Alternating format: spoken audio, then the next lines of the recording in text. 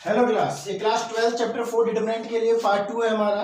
कल हमने पार्ट 1 में डिटरमिनेंट निकालना सीखा था। डिटरमिनेंट क्या है, उसकी डेफिनेशंस क्या है और किस तरीके से हम डिटरमिनेंट फाइंड आउट कर सकते हैं, वो निकालना हमने कल सीखा था। एक बार फिर से क्विक रीजन में बता देते हैं कि determinant is just a number associated with square matrices of any order.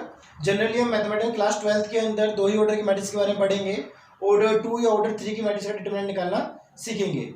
एक बार फिर से रिवाइजन कर लेते हैं किस तरीके से हमने ऑर्डर 2 को निकाला था। अगर मेरे पास ऑर्डर 2 की मैट्रिक्स है ABCD और मुझे इसका डिटरमिनेंट निकालना है, तो मैं इसके कोरस्पॉन्डिंग अपोजिट जो एलिमेंट्स हैं उनका मल्टीप्लाई करा के माइनस कर दूंगा। तो that means A into D minus B into C, इसकी जो भी वैल्यू आएगी वो मेरे पास क्या होगा, डिटरमिनेंट की वैल्यू होगी। ठीक। और क्लोज ऑर्डर 3 के लिए मैंने आपसे बताया था कि ऑर्डर 3 का जो हम लोग डिटरमिनेंट निकालेंगे उसके हमारे पास उसका तरीका है कि हम लोग इसको एक्सपेंड करेंगे। अगर एक्सपेंड करने के हमारे पास 6 तरीके थे। आप चाहे रो 1 के अलोंग, रो 2, रो 3, कॉलम 1, कॉलम 2, कॉलम 3 किसी के भी अलोंग एक्सपेंड कर सकते हैं। और एक्सपेंशन के लिए साइन कन्वेंशन क्या होगा वो बता दिया था मैंने आपको कि मेरे पास फर्स्ट रो में सेकेंड एलिमेंट, सेकेंड रो में फर्स्ट और third element and fourth row में सेकेंड एलिमेंट, ये नेगेटिव साइन के साथ ओपन होंगे। रीजन भी दिया था क्योंकि हम लोग जो भी एलिमेंट ओपन करते हैं, जिसके लोग एक्सपेंड करते हैं, वहां पर यूज करते हैं -1 की पावर i प्लस जे। और यही 4 एलिमेंट्स ऐसे हैं, इट मीन्स ये वाला, ये वो 4 एलिमेंट्स हैं जिनकी पावर्स क्या होंगी, इवन ओड होंगी। और ओड होंगी तो ये नेगेटिव साइन के साथ ओपन अप होंगे। ठीक। एक बार फिर से, अगर मेरे को ये डिटरमिनेंट निकालना है ऑर्डर 3 का, तो मैं किसी के भी अलोंग ओपन कर सकते हैं, आप इसे एक्सपेंड कर सकते हो। मैं अलोंग कर रहा हूँ, एक्सपेंड कर रहा हूँ, एक्सपेंडिंग अलोंग रो 2। तो रो 2 के लोग अगर डिटरमिनेंट निकालना है मेरे को एक्सपेंड करके, तो मेरे पास A21, क्योंकि ये नेगेटिव साइन के साथ ओपन होगा तो -A21 जो रिमेनिंग मेरे पास डिटरमिनेंट बचेगा ऑर्डर 2 का, मुझे पता है A21 में ये सेकंड रो चली जाएगी और फर्स्ट कॉलम, तो first column second column hidden हो जाएगा। तो A12, A32 और यहाँ बचेगा मेरे पास A13, A33, फिर प्लस A22, ये प्लस के साथ ओपन होगा क्योंकि इवन पावर आएगी। रिमेनिंग क्या है, सेकंड रो सेकंड कॉलम खत्म, तो A11, A31, A13 and A33 and last element मेरे पास नेगेटिव के साथ आएगा A23। और रिमेनिंग एलिमेंट्स क्या है, second row third column cancel out हो जाएगी, कैंसिल आउट मतलब हाइड हो जाएगी। तो सेकंड रो थर्ड कॉलम खत्म, तो A11, A31, साथ में A12 एंड A32, ये मेरे पास बचेंगे। और मुझे पता है कि ऑर्डर 2 की मैट्रिक्स का डिटरमिनेंट इजीली फाइंड आउट कर सकते हैं। इसकी मल्टीप्लाई इससे करेंगे, क्रॉस मल्टीप्लाई करके, और इन्हें माइनस कर देंगे। यहाँ तो जो भी वैल्यू आएगी वो मेरे पास क्या होगा, ऑर्डर 3 की मैट्रिक्स का डिटरमिनेंट होगा। ये तो था कल का। आज हम करते हैं इनके बेस पर प्रॉपर्टीज। मेरे पास जो है मैथमेटिक्स में आपके पास यहाँ पर क्या है, 8 प्रॉपर्टीज हैं। और ये 8 की 8 प्रॉपर्टीज इस तरीके से बनाई गई हैं, सेट की गई है कि मतलब ये सारी प्रॉपर्टीज आपको हेल्प करेंगी कि क्वेश्चन को इजियर वे में किस तरीके से सोल्व किया जा सके। प्रॉपर्टी नंबर 1 है, वो ये कहता है कि अगर आप किसी मैट्रिक्स का डिटरमिनेंट फाइंड आउट कर रहे हो, आपके पास कोई मैट्रिक्स है, ए कोई मैट्रिक्स है, सिंपल सी बात है, स्क्वायर मैट्रिक्स ही होगी। अगर आपको इसका डिटरमिनेंट निकालना है तो प्रॉपर्टी 1 ये कहती है कि उसका डिटरमिनेंट और उसके ट्रांसपोज का डिटरमिनेंट सेम आएगा। प्रॉपर्टी नंबर 1 क्या कह रही है आपसे कि नॉर्मल आपका अगर मैट्रिक्स का डिटरमिनेंट निकाल रहे हो या फिर आप मैट्रिक्स के डिटरमिनेंट निकाल रहे हो ट्रांसपोज का, तो दोनों सेम आएंगे। एग्जांपल ले रहे हैं, इजी एग्जांपल लेंगे अपनी तरफ से ताकि प्रूफ कर सकें। 1 0 0 2 3 1 1 4 6। अगर मैं डिटरमिनेंट ऑफ A निकालूंगा, डिटरमिनेंट ऑफ A में एक्सपेंडिंग अलोंग कॉलम 1, तो कितना आ जाएगा 1 के अलोंग में, इसको हाइड कर दें तो 3 6 18 और 4 1 4, तो आंसर आ जाएगा मेरे पास 14। हमने क्या कहा, नॉर्मल डिटरमिनेंट और ट्रांसपोज का डिटरमिनेंट सेम आएगा। तो A ट्रांसपोज कर लेते हैं सबसे पहले। A ट्रांसपोज जाएगा मेरे पास A21, सेकंड रो जाएगी मेरे, सेकंड कॉलम जाएगा 0 3 4, उसके बाद जाएगा 0 1 6। जब मैं इसका डिटरमिनेंट निकालूंगा, डिटरमिनेंट ऑफ A ट्रांसपोज, तो क्या हो जाएगा मेरे पास, एक्सपेंडिंग करता हूँ इसे, एक्सपेंडिंग अलोंग रो 1, तो रो 1 के अलोंग में एक ही एलिमेंट आएगा हमारे पास 1 और 0, तो मेरे पास क्या बचा है, फिर से 3 और 6 बचा, 1 और 4, 3 और 6 18, -4, तो यहाँ से कितना आ गया मेरे पास 14। तो डिटर्मिनेंट ऑफ ए ट्रांसपोज और डिटर्मिनेंट ऑफ ए दोनों क्या आ गए, इक्वल आ गए। ये आपकी क्या है, प्रॉपर्टी नंबर 1 है। प्रॉपर्टी नंबर 1 ये कहती है आपसे कि अगर आप नॉर्मल मैट्रिक्स का डिटर्मिनेंट निकालो या उस मैट्रिक्स के ट्रांसपोज का डिटर्मिनेंट निकालो तो दोनों क्या आएंगे, सेम आएंगे। ठीक, इसे नोट कीजिए। आपको प्रॉपर्टी नंबर 2 और 3 में लिखता हूं, इतना नोट कीजिए।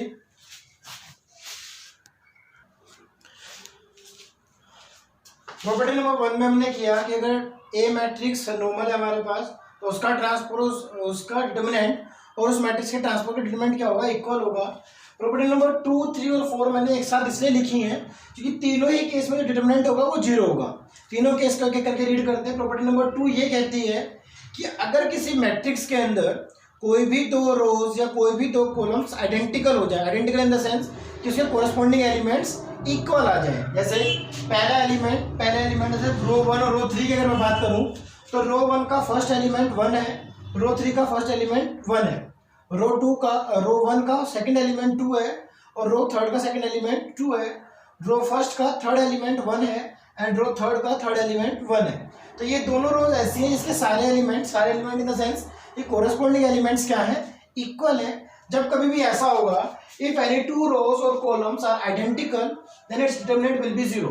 तो उसका डिटर्मिनेंट क्या होगा, 0 होगा। एक बार हम सोल्व करके देख लेते हैं, बाकी जब क्वेश्चन में यूज होगा तो हम डायरेक्टली लिख पाएंगे कि with the help of property that any two rows और columns are identical therefore its determinant will be 0। वो हम तब लिख पाएंगे अगर हम एक बार इसको प्रूफ करके देखें। मैं अगर इसका डिटर्मिनेंट निकालूं एक्सपेंडिंग अलोंग एनी रो, मैं एक्सपेंडिंग अलोंग करता हूं सेकंड रो, इसे यहां सोल्व करते हैं। एक्सपेंडिंग अलोंग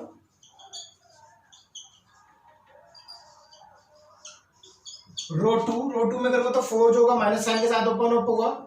ठीक, तो सेकंड रो और फर्स्ट कॉलम साइड हो जाएगा। सेकंड रो फर्स्ट कॉलम होता है तो 1 2 2 और 2 1 2, तो ये हो जाएगा 2 - 2, फिर ये प्लस के साथ ओपन होगा 6। तो second row second column hide हो जाएगा, तो सेकंड रो सेकंड कॉलम तो 1 1 जा 1 1 1 जा 1, तो 1 - 1 और थर्ड एलिमेंट नेगेटिव के साथ ओपन होगा क्योंकि ये चार एलिमेंट्स क्या होंगे जो विद नेगेटिव साइन ओपन होने थे, तो हो जाएगा -2।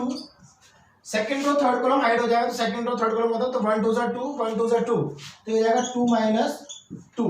तो आप देख सकते हैं ये हो जाएगा -4 × 0 + 6 × 0 -2 × 0, तो सभी के आंसर कितना आ जाएगा 0।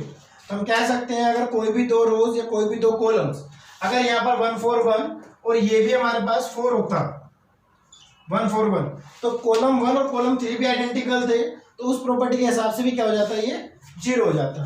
ठीक, उसके बाद प्रॉपर्टी नंबर 3 हमसे कहती है if all the elements of a row और कॉलम आर 0, अगर कोई मैट्रिक्स ऐसी हो जाए जिसके किसी रो में या किसी कॉलम के अंदर सारे एलिमेंट्स कैसे हो जाए, 0 हो जाए, तो उस मैट्रिक्स का डिटरमिनेंट भी कितना हो जाएगा, 0 हो जाएगा। एग्जांपल लेते हैं, मेरे पास सपोज करो रो 1 जो है 0 0 0 है और ये मेरे पास 2 4 6 3 1 2 है, 3 1 7 मान लेते हैं। एक्सपेंडिंग अलोंग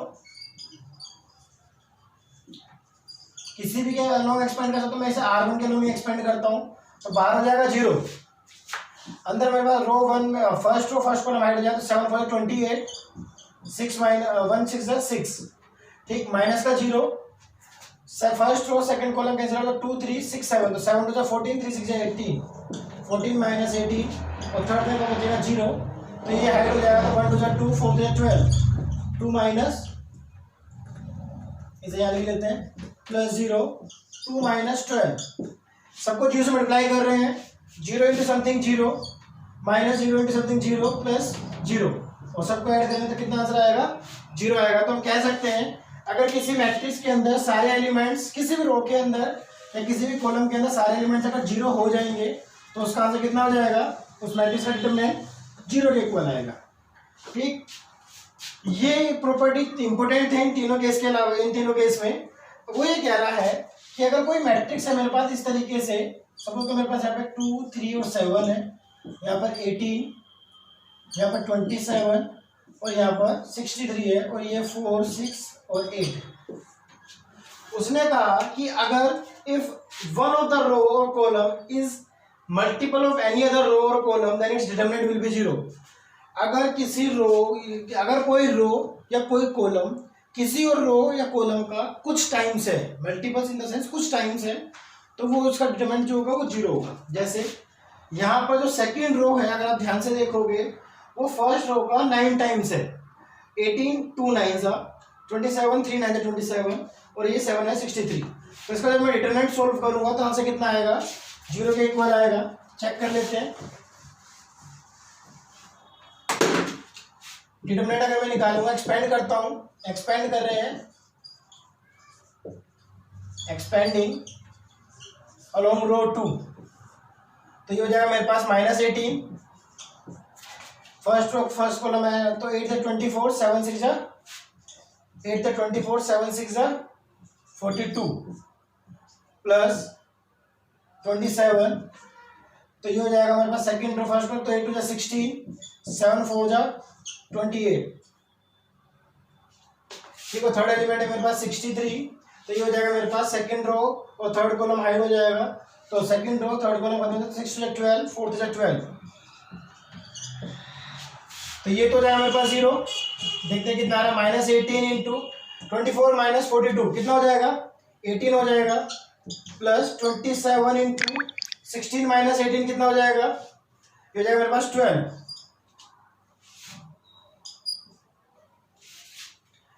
दोनों को मल्टीप्लाई करेंगे तो कितना आएगा,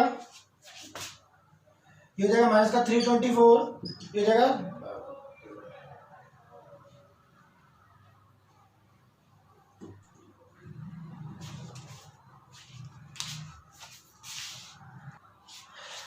तो ये हो जाएगा 12 7 जो है 84, 8 कैरी 12 24 प्लस 3 8 32, और -32 प्लस ये तो जीरो आ जाएगा लास्ट में, ये दोनों कैंसिल आउट, तो आंसर कितना आ जाएगा, जीरो। तो हम कह सकते हैं अगर कोई भी रो या कोई भी कॉलम मैट्रिक्स के अंदर उसका कुछ टाइम्स होता है तो वो क्या हो जाएगा, उस डिटरमिनेंट कितना आएगा, जीरो के इक्वल आएगा। ठीक, तो ये होगा प्रॉपर्टी नंबर 4। अब आगे करते हैं प्रॉपर्टी नंबर 5 और 6, इसको नोट कीजिए।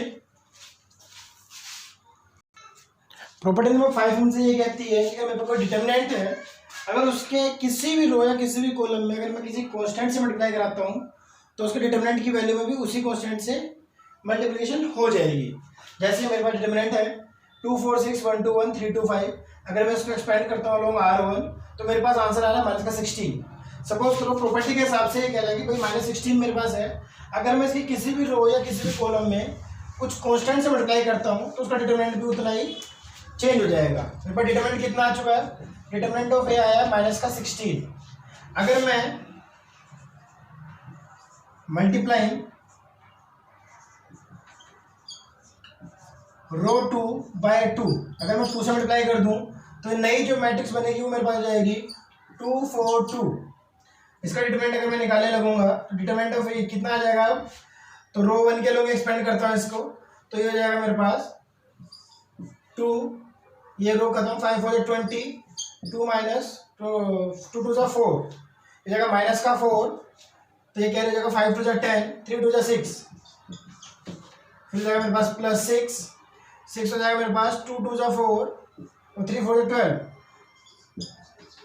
आंसर जाएगा यहाँ पे 2 into 12 minus 6 16, minus 4 into 10 minus 6 हो जाएगा 4, प्लस 6 इंटू माइनस का 8, ठीक, तो ये हो जाएगा 32 माइनस 16 माइनस का 48, तो आंसर करेंगे सोल्व करेंगे तो माइनस का आ जाएगा 32।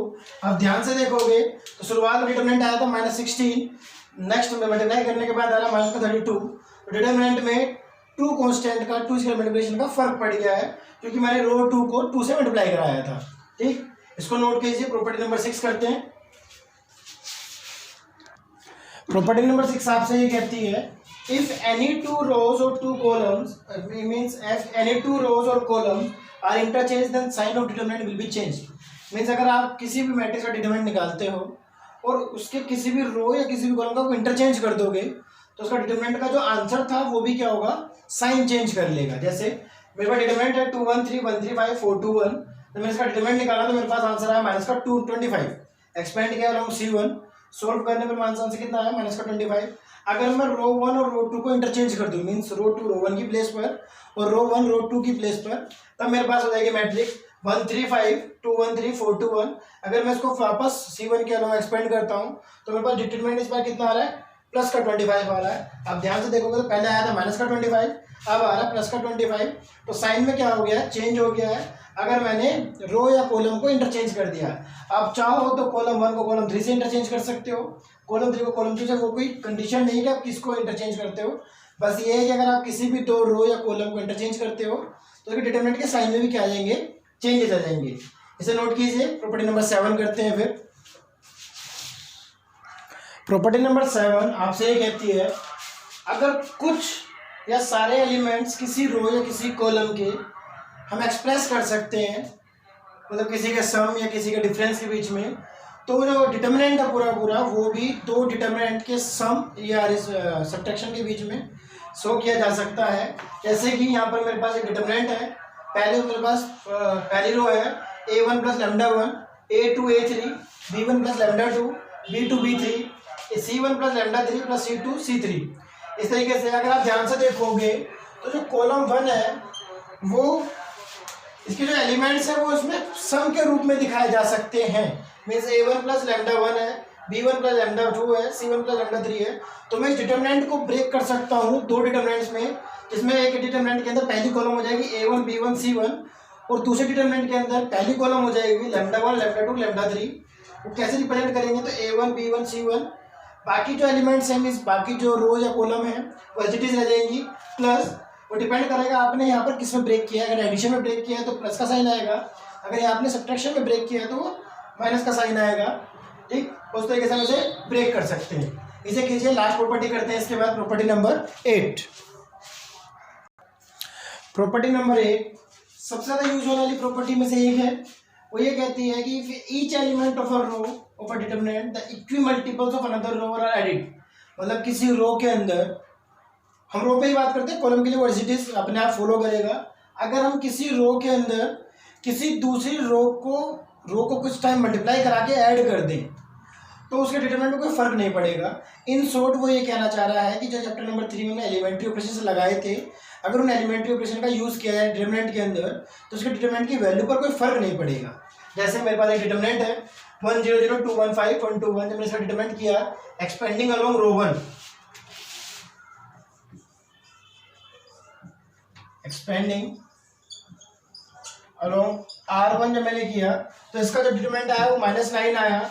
मैंने क्या किया, R1 के अंदर 2 टाइम्स ऑफ R2 ऐड कर दिया। वो यही कह रहा है कि आप किसी और रो का इक्वी मल्टीपल्स मीन्स यहाँ पे 2 का मल्टीपल जो सबके साथ 2 से मल्टीप्लाई होगा उसमें ऊपर वाली रो में ऐड कर दिया। तो मेरे पास नया डिटरमिनेंट जो बना वो बना 5 2 10 2 1 5 1 प्लस 2 1 सॉरी 1 2 1। सो डिटरमिनेंट निकाला तब यहाँ से कितना आया, -9 ही आया। तो हम ये कह सकते हैं किसी नॉर्मल डिटरमिनेंट में अगर मैं किसी और रो या कॉलम को कुछ टाइम मल्टीप्लाई करके ऐड या सब्ट्रैक्ट कर दूंगा तो उसके डिटरमिनेंट में कोई फर्क नहीं पड़ेगा। इन शॉर्ट आप ये कह सकते हो कि एलिमेंट्री ऑपरेशंस का अगर मैं यहाँ यूज़ करता हूँ डिटरमिनेंट के अंदर तो डिटरमिनेंट की वैल्यू पर कोई फर्क नहीं पड़ेगा। तो ये 8 प्रॉपर्टीज थी जो हमने की। अभी इन्हीं के बेसिस पर हम कुछ क्वेश्चंस करेंगे आज, बाकी क्वेश्चंस बाद में ट्राई करेंगे। तो स्टार्टिंग के 5-6 क्वेश्चंस जो हैं वो हम आज खत्म करने की कोशिश करेंगे एक्सरसाइज 4.1 के, और जो रिमेनिंग क्वेश्चंस हैं वो हम बाद में करेंगे। ठीक, तो क्वेश्चन नंबर 1 है हमारे पास,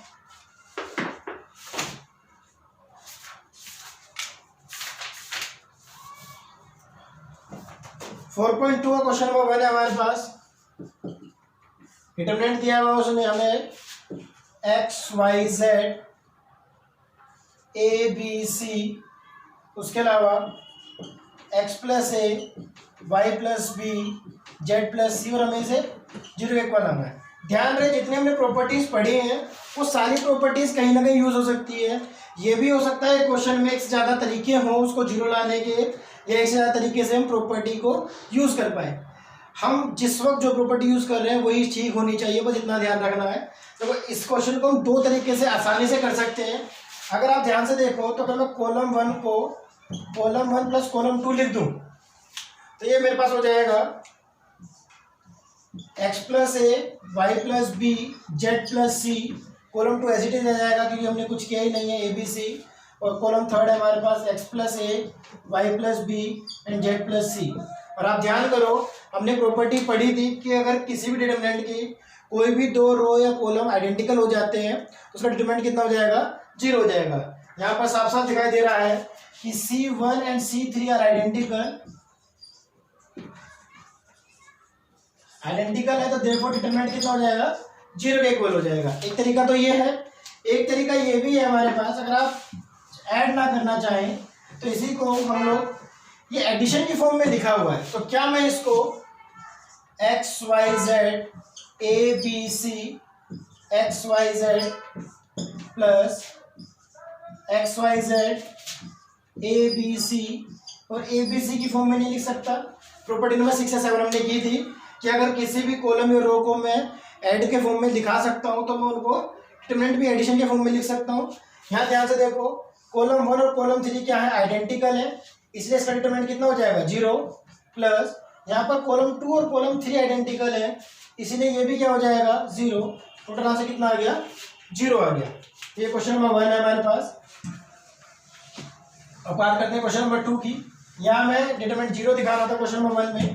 क्वेश्चन नंबर 2 मेरे पास है, क्वेश्चन नंबर 2 दिया हुआ a minus B, b minus C, c minus a, साथ ही साथ b minus C, c minus a minus b, c minus a minus b और b माइनस सी। मुझे इसका डिटरमिनेंट कितना लाना है, 0 लाना है। अब तो यहाँ पर भी कैसा तरीका है, मैं चाहूँ तो कॉलम 1 कॉलम 2 कॉलम 3 को ऐड कर दूँ, हम चाहें तो रो 1 रो 2 रो 3 को ऐड कर दें। तो इसमें लास्ट प्रॉपर्टी जो मेरी प्रॉपर्टी नंबर 8 थी कि मैं किसी भी रो में अगर एलिमेंट ऑपरेशन यूज़ करूँगा तो डिटरमिनेंट पे डिफरेंस नहीं आएगा, जो था वही आंसर आएगा। तो रो 1 को मैं लिख सकता हूँ रो 1 प्लस रो 2 प्लस रो 3, तो क्या हो जाएगा मेरे पास, a माइनस बी, मैं एक लिख कर दिखा दे रहा हूँ, इसमें ऐड कर रहा हूँ तो ये प्लस का b माइनस सी प्लस सी माइनस ए, तो a से a कैंसिल आउट, c से c, b से b, तो कुल मिलाकर यहाँ पर क्या आ जाएगा, सारे एलिमेंट्स को ऐड करेंगे तो 0 करेंगे, इसको भी ऐड करूँगा तो ये भी 0 ये भी 0, और सेकंड रो थर्ड रो को मैंने कुछ कहा ही नहीं तो एच डी जाएंगे b minus C, c minus a, c minus a minus b, a minus b और b माइनस सी। और हमने एक प्रॉपर्टी और पढ़ी थी कि if each element of any row और column is 0 then its determinant will be 0। यहाँ पर रो 1 के सारे एलिमेंट्स क्या हैं, 0 है, तो इसका डिटरमिनेंट कितने के इक्वल आ जाएगा, 0 के इक्वल आ जाएगा। ठीक,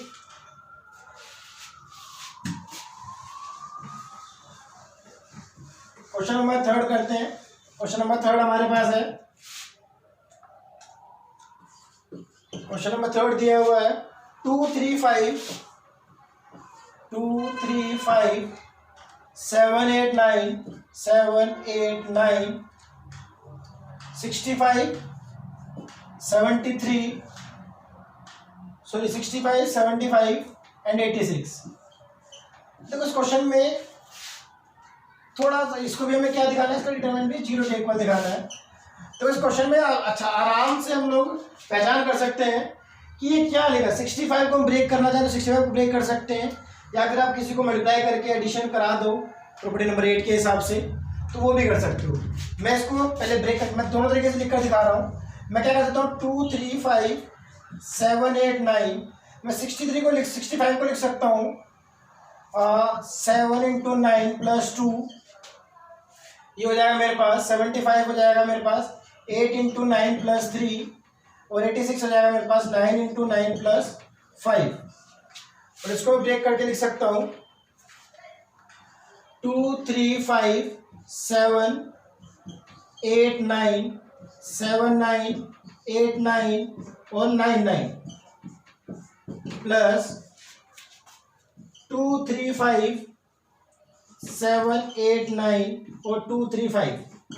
ध्यान से देखोगे तो इस वाले में तो आसानी से दिख रहा है कि कॉलम 1 और कॉलम 3 क्या है, आइडेंटिकल है, तो इसलिए इसका डिटरमिनेंट कितना हो जाएगा, इसका तो हो जाएगा आंसर 0। यहाँ पर देखो कि रो कॉलम 1 और कॉलम 3 में कॉलम 3 जो है कॉलम 3 जो है वो कॉलम 2 का 9 टाइम्स है। और हमने पढ़ा था अगर कोई कॉलम या कोई रो उस किसी रो या कॉलम का कुछ मल्टीपल्स होगा तो उसका डिटरमिनेंट भी कितना हो जाएगा, 0। तो ये भी 0 ये भी 0 टोटल आंसर कितना आ जाएगा, 0 के इक्वल आ जाएगा। एक तरीका तो ये है। दूसरा तरीका ये है कि अगर मैं इस तरीके से लिख दूं, column 1 can be written as column 1 plus 9 times of column 2, तभी मेरा डिटरमिनेंट क्या हो जाएगा भाई, 2 ये था और 7 का 9 टाइम्स मतलब 63 प्लस 2 65 हो जाएगा। ये 75, ये मेरे पास 86, 7 8 9 ये जाएगा 65 75 और 86। कॉलम 1 और कॉलम 3 क्या मेरे पास आइडेंटिकल है, तो आंसर कितना आ जाएगा, 0 आ जाएगा। तो इस तरीके से क्वेश्चन नंबर 3 कर लेंगे। क्वेश्चन नंबर 4 की बात करते हैं, इसे नोट कीजिए। क्वेश्चन नंबर 4 और 6 करते हैं। 5 में हमें 0 के इक्वल प्रूफ नहीं करना है, इसलिए 5 को हम 5 एंड फिर उसके बाद 7 8 9 करेंगे। आज हम सिर्फ वो क्वेश्चन करेंगे जिसके डिटरमिनेंट हमें 0 के इक्वल लेकर आना है। ठीक, तो क्वेश्चन नंबर 4 हमें दिया हुआ 1 1 1 B C C A and A B plus A B plus C plus A C A plus B. सबसे पहले हम ब्रैकेट के अंदर मल्टीप्लाई करते हैं, तो ये हो जाएगा हमारे पास a B plus A c, b C plus A B and a C plus B c. उसके बाद मैंने क्या किया, कॉलम 1 में कॉलम 1 को लिख दिया मैंने, column 1 plus column 2 plus column 3, तो ये हो गया मेरे पास 1 plus A B plus B C plus A c. सही से लिखा है केवल, बाकी एग्जैक्टली आप इसी तरह से लिखते हो 1 plus B C plus A B plus A c, बिल्कुल सही से करके a B plus B C plus A c लिखा है। कॉलम 2 में हमारे पास हो जाएगा 1 plus A B plus B C plus A C, similarly A plus 1 plus A B B C C A C. Row 2 column 2 को हमने कुछ नहीं कहा, तो वैसे ही जैसा था वैसा का वैसे नोट डाउन कर लिया, B C A C and A B. Column 3 को हमने लिखा है कॉलम 3 प्लस कॉलम 2। कॉलम 3 में मेरे पास ए बी प्लस ए सी पहले से था, ए बी और ए सी पहले से था, बी सी ऐड कर दिया। कॉलम 2 के अंदर, तो कॉलम 3 के अंदर ही बी सी और ए बी पहले से था, मतलब ए बी और बी सी पहले से था, ए सी कॉलम 2 से आ गया। इस तरह के थर्ड एलिमेंट में हमारे पास ए सी और बी सी पहले से था, ए बी साइड से आ गया। अगर आप ध्यान से देखो तो कॉलम 1 में 1 plus A B plus B C plus A c पूरे में कॉमन है, मैं कॉमन ले सकता हूँ। हम पिछली क्लास में कर चुके हैं, आप किसी पूरी रो से पूरी कॉलम से कोई भी चीज़ कॉमन ले सकते हैं। तो कॉलम 1 से मैंने कॉमन ले लिया A1 plus A B B C plus c a, और कॉलम 3 से मैंने कॉमन ले लिया a B plus B C plus c a means a c. मेरे पास क्या बचा, यहाँ जब सब कॉमन चला गया तो बचा 1 1 1, ये मेरे पास बचा B C plus A C plus A B and third column बची मेरे पास 1 1 1। Since column 1 and column 3 are identical, column 1 और कॉलम 3 क्या है, आइडेंटिकल है, तो इसका डिटरमिनेंट कहाँ से कितना आ जाएगा, 0 आ जाएगा। और ये हो जाएगा 1 plus A B plus B C plus A c, ये था हमारे पास a B plus B C plus A c multiply by 0, तो किसी चीज़ को 0 से मल्टीप्लाई करेंगे तो आंसर कितना आ जाएगा, अब एक 0। ठीक, तो क्वेश्चन नंबर 4 का आंसर हो जाएगा हमारे पास 0। आज का लास्ट क्वेश्चन, क्वेश्चन नंबर 6। तो देखने में आसान लग रहा होगा, आप ध्यान से देखोगे तो कोई प्रॉपर्टी सेट नहीं हो रही है, ना कुछ कॉमन आ रहा है ना कुछ ऐड कर पाऊंगा। जब कोई प्रॉपर्टी ना लगे तो इसे एक्सपेंड कर दो, एक्सपेंडिंग अलोंग, एक्सपेंड करना आपको आता ही है, किसी के भी अलोंग एक्सपेंड कर दो। एक्सपेंडिंग अलोंग कॉलम 1 कर लेता हूँ तो ये हो जाएगा 0, और 0 किसी से मल्टीप्लाई हो गए तो 0 ही रहेगा, तो 0 छोड़ देते हैं। फिर फॉर्मूले का माइनस, क्योंकि नेगेटिव साइन था और माइनस है तो ये जाएगा प्लस का a. Second row first column second row cancel out हो जाता है, ये 0 इंटू ए 0 और माइनस बी इंटू सी, तो माइनस हो जाएगा प्लस का बी सी। फिर उसके बाद थर्ड एलिमेंट है मेरे पास बी, ये और ये कैंसिल आउट तो माइनस सी इंटू ए, तो मतलब माइनस का ए सी और माइनस 0, तो ये हो जाएगा मेरे पास a into b c minus b into a c, तो ये हो जाएगा a b c minus a b c, तो आंसर कितना आ जाएगा 0 के इक्वल। तो इस एक्सरसाइज के ये तो वो क्वेश्चंस थे जिनका डिटरमिनेंट हमें 0 के इक्वल लेकर आना था। नेक्स्ट क्लास में हम लोग वो सभी क्वेश्चंस करेंगे जिसको हमें किसी ना किसी के इक्वल प्रूफ लेकर आना है। ध्यान रहे प्रॉपर्टीज जितनी भी हैं वो सिर्फ हमारा इतना हेल्प करती हैं कि क्वेश्चन को पहले स्टेप में एक्सपेंड करने की जगह हम कुछ उसको ईजी बना लें बाय यूजिंग प्रॉपर्टीज, और आगे जाके फिर हम उसको एक्सपेंड कर देंगे।